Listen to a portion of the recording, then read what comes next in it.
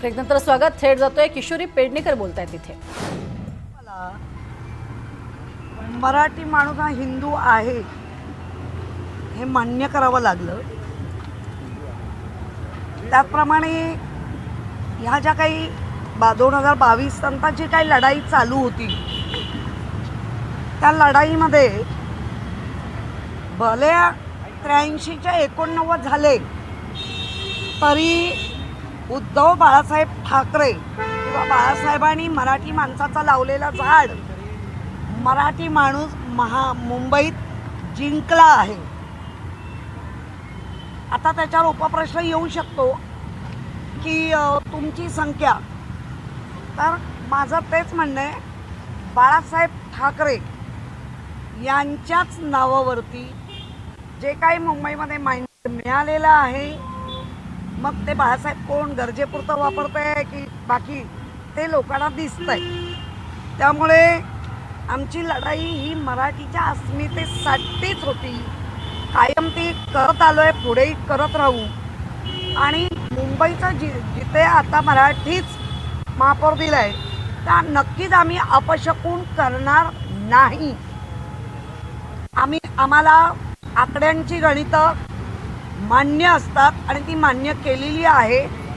सक्षम विरोधी पक्षनेता म्हणून, म्हणजे गट म्हणून सक्षम विरोधी, ते आम्ही जसं सत्तेत असतानाही अनेकदा आम्हाला विरोधी पक्षांच्या पण भूमिका बजावाव्या लागलेल्या आहेत.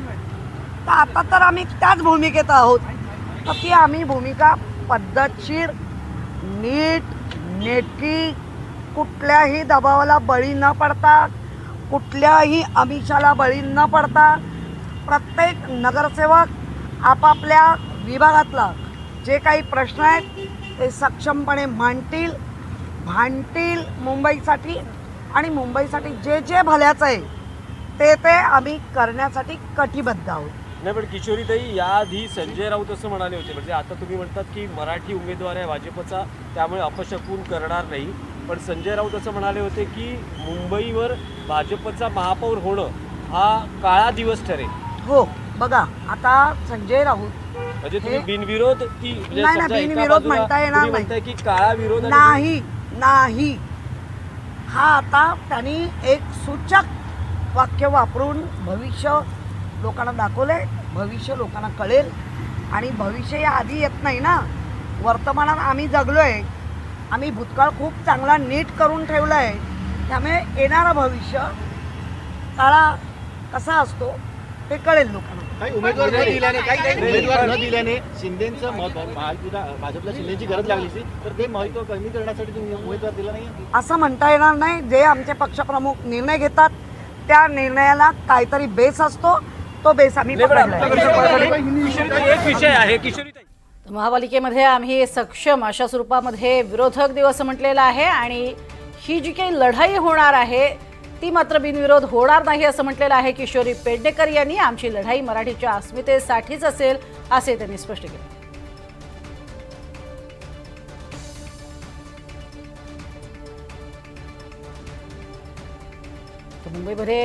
मुंबई मनपामध्ये महापौर पदाची निवड ही बिनविरोध होणार आहे. आम्ही समोरच उभा ठाकलेलो आम्ही आहोतच. आणि तुम्ही आम्हाला खरं म्हणजे जर सुरुवात ह्याच काळा दिवस आहे, सुरुवातच जर अशी असेल तर तुम्ही मुंबईचं काय हिताचं करताय? तुम्ही म्हणणार आणि तुम्ही सांगणार म्हणून होतं का?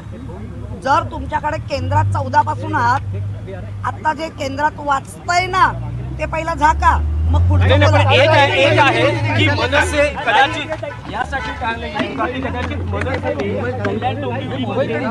शिवसेनेबरोबर गेलेले आहेत, नाशिकमध्ये ते शिंदे शिवसेनेबरोबर गेलेले आहेत. त्यामुळे जर मतदान झालं असतं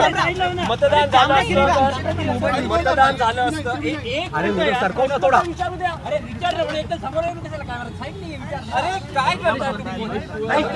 एक विषय होता ताई की समजा जर मनसे कदाचित वेगळी भूमिका घेण्याच्या तयारीत आहे. त्यांचं असं म्हणणं आहे की स्वीकृत नगरसेवक पद जे उबाटाला 3 पदं मिळणार आहे. नाही, पण समजा जर मतदान झालं असतं तर कदाचित मनसेनं वेगळी भूमिका घेतली असती. म्हणून कदाचित पक्षप्रमुख दोन्ही म्हणजे आमचे राजसाहेब ठाकरे आणि उद्धवसाहेब ठाकरे जो निर्णय घेतील तो तर प्रत्येकाला मान्य नाही, पण करा. आता तर मतदान होणार नाही. तुम्ही उमेदवार दिलेला नाही तर ही निवड बिनविरोध झालेली आहे. ठाकरे गट हा महापौर पदासाठी उमेदवार देणार नाही.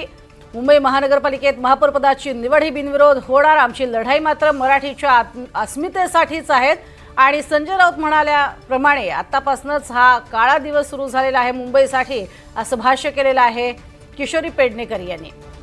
तर मुंबई महानगरपालिकेत महापौर पदाची निवड ही मात्र बिनविरोध होणार आहे. किशोरी पेडणेकर यांनी आमची लढाई मराठीच्या अस्मितेसाठी असेल असं म्हटलेलं आहे. तसंच मनसेच्या स्वीकृत नगरसेवक पदावरती कोणतेही भाष्य केलेलं नाहीये.